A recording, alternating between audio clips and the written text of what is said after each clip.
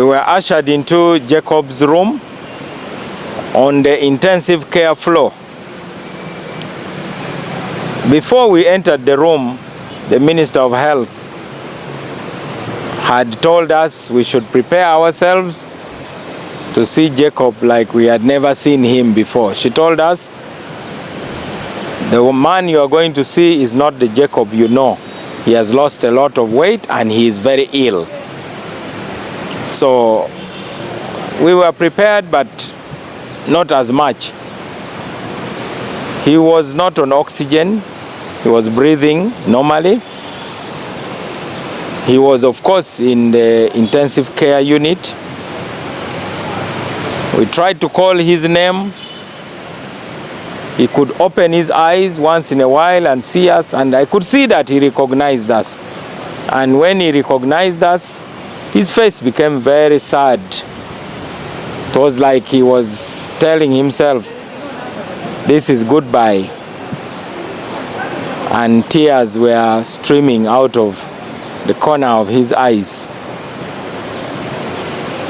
We also witnessed him being taken out of the intensive care unit, outside the hospital balcony, so that he could be in the sun. There was a bright sun and some fresh air for about 30 minutes. And then they brought him back in. And then we prayed for him and left. The next day, we met his doctor at the hospital before seeing him. The doctor described to us in detail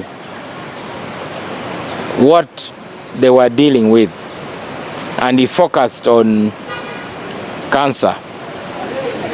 And that's where we got our answer to the question, why Seattle? That hospital is called the University of Washington Medical Center. And it has what is known as the Fred Hutch Cancer Research Center or Institute.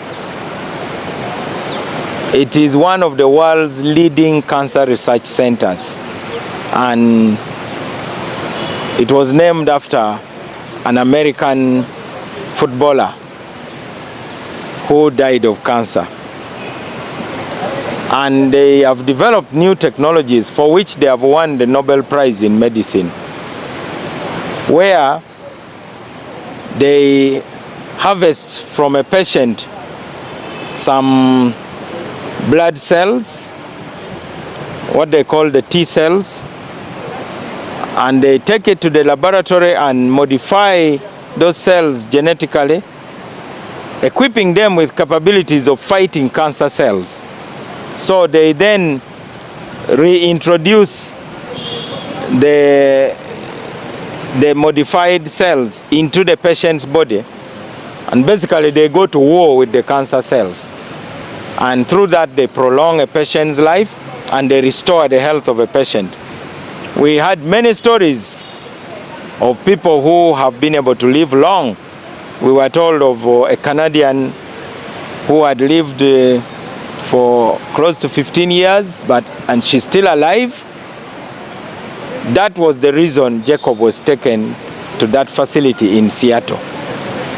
But to be able to undergo that process, your body must be able to produce those blood cells.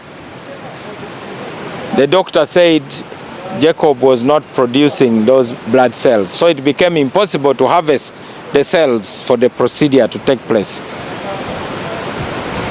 The details of that procedure are technical. I didn't understand all of it. What I'm sharing with you is what I could grasp as a layman. It is basically like taking your blood cells, training them, equipping them to become soldiers to come back and fight cancer. That's the technology. So they thought that maybe if they got one of his siblings, they could harvest his cells, and if he's genetically compatible with Jacob's genes, then they could modify probably his brother's blood cells and then reintroduce them into Jacob's bloodstream so that they can fight the cancer. That would have been an option, and that's one of the reasons why we went with his brother. But even then, the doctors had already concluded that Jacob was physically not in a position to take that kind of procedure. His organs were too weak. They needed time to boost themselves up, but at the same time the cancer was also growing. So on that second visit, the doctor basically told us Jacob is going to slip away anytime.